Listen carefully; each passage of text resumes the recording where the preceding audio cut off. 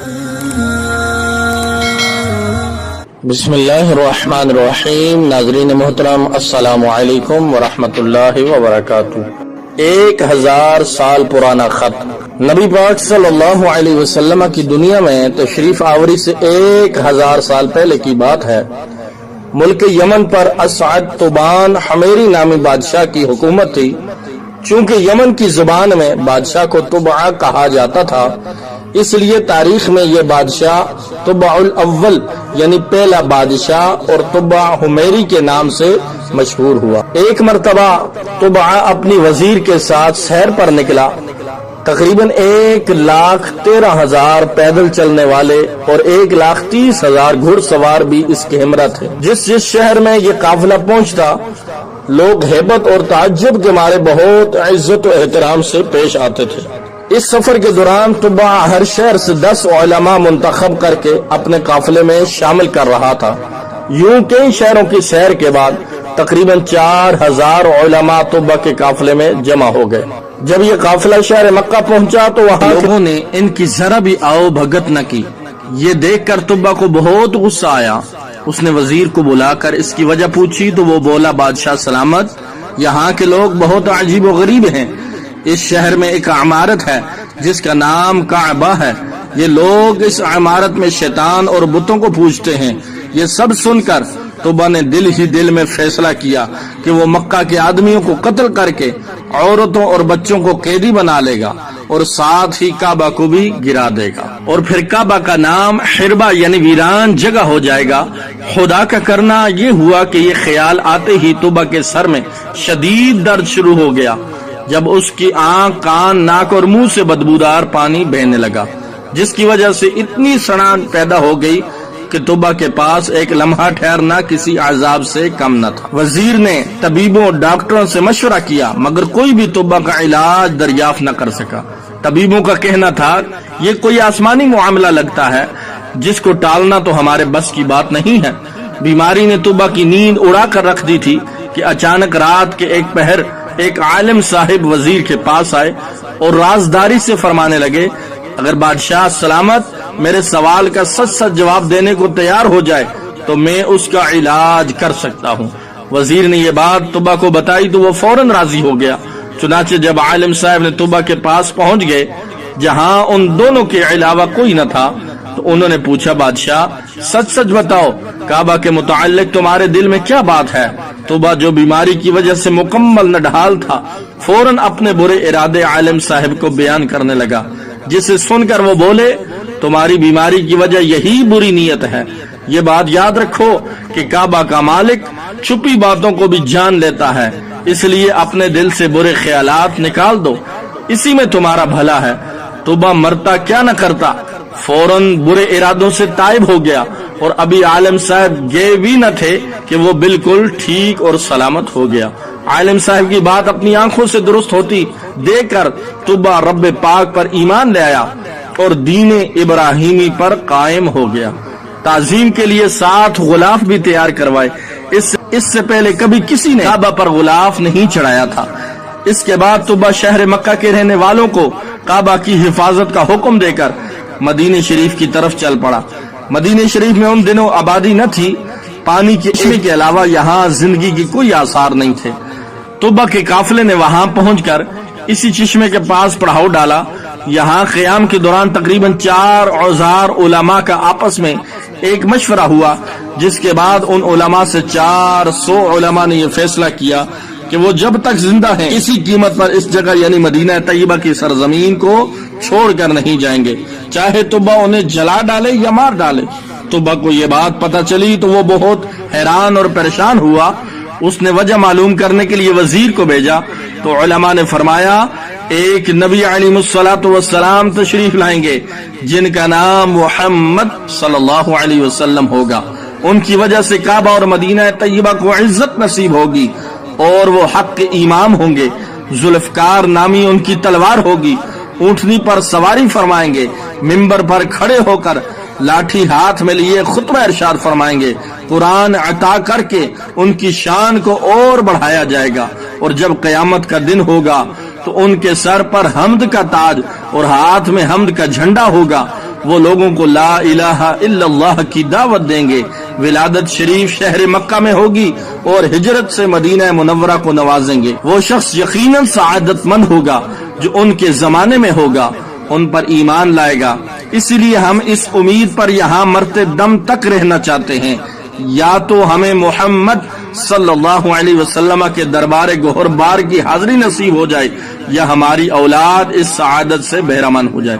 وزیر کی زبانی ماجرا معلوم ہونے کے بعد طبا نے سوچا کیوں نہ میں بھی ان 400 علماء کے ساتھ 1 سال تک یہیں ٹھہر جاؤں، ہو سکتا ہے اس عرصے میں محمد مصطفیٰ صلی اللہ علیہ وسلم کا دیدار نصیب ہو جائے۔ اس خیال سے طبا نے بھی وہیں قیام کر لیا اور 400 علماء کے رہنے کے لیے 400 گھر بنوائے، ان کی شادیاں کروائیں۔ 1 سال انتظار کرنے کے بعد جب طبا وہاں سے جانے کا ارادہ ہوا تو اس نے بارگاہ رسالت صلی اللہ علیہ وسلم میں پیش کرنے کے لیے ایک خط لکھا جس کا عنوان اور مضمون کچھ یوں تھا: طبع الاول حمیر بن وردع کی طرف سے 2 جہاں کے رب کے رسول اور سب سے آخری نبی محمد بن عبداللہ، سب سے آخری نبی محمد صلی اللہ علیہ وسلم بن عبداللہ کی طرف یہ خط اللہ کی امانت ہے، جس کو ملے وہ اس کے مالک تک پہنچائے۔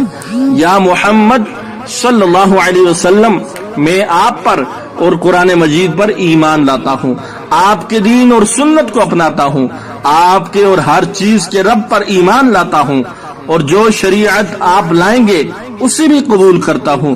اگر میں آپ کی صحبت کا شرف پانے میں کامیاب ہو گیا تو یہ مجھ پر رب کا انعام ہوگا، اگر یہ سعادت مجھے نہ مل سکی تو آپ قیامت کے دن مجھے بھولیے گا نہیں، رب کی بارگاہ میں میری شفاعت کیجیے گا۔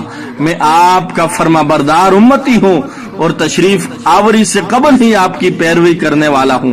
میں آپ اور آپ کے والد ابراہیم علیہ السلام کے دین پر ہوں۔ یہ خط لکھنے کے بعد طبا نے اس پر اپنی سنہری مہر لگائی جس پر یہ عبارت نقش تھی: للہ الامر من قبل ومن بعد ویومئذ یفرح المؤمنون بنصر اللہ، یعنی پہلے اور بعد حکم اللہ ہی کا ہے اور اس دن ایمان والے اللہ کی مدد سے خوش ہوں گے۔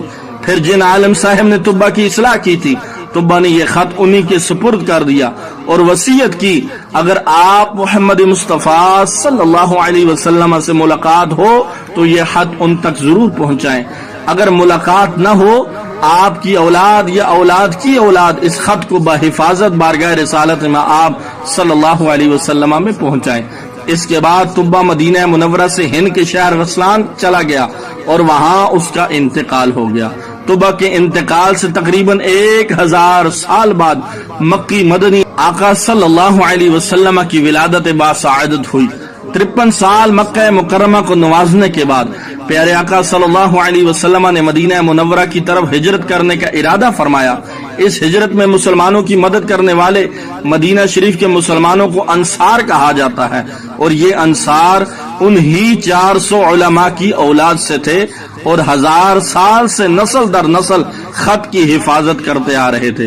جب انصار کو حضور انور صلی اللہ علیہ وسلم کی مدینہ شریف تشریف آوری کا ارادہ معلوم ہوا تو ان میں خوشی کی لہر دوڑ گئی۔ انہوں نے بارگاہ رسالت میں آپ صلی اللہ علیہ وسلم میں طبا کا خط پہنچانے کے لیے آپس میں مشاورت کی۔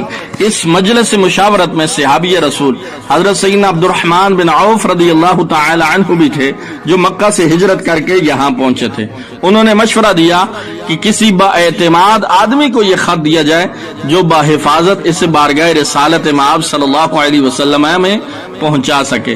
چنانچہ وہ خط ابو لیلہ انصاری کے سپرد کر دیا گیا جو بعد میں ایمان لے آئے تھے۔ اس کے بعد ابو لیلہ انصاری خط لے کر مکہ جانے والے راستے پر نکل پڑے اور سفر کے دوران جب قبیلہ بنو سلیم پہنچے وہاں پیارے آقا صلی اللہ علیہ وسلم جلوہ گر تھے۔ ابو لیلہ انصاری آپ صلی اللہ علیہ وسلم کو نہیں پہچانتے تھے۔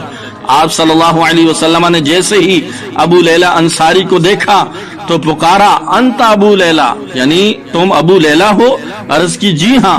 یہ سن کر آپ صلی اللہ علیہ وسلم نے غیب کی خبر دیتے ہوئے ارشاد فرمایا وَمَعَكَ کتاب طبع الاول، تمہارے پاس ہی طبع الاول کا خط ہے؟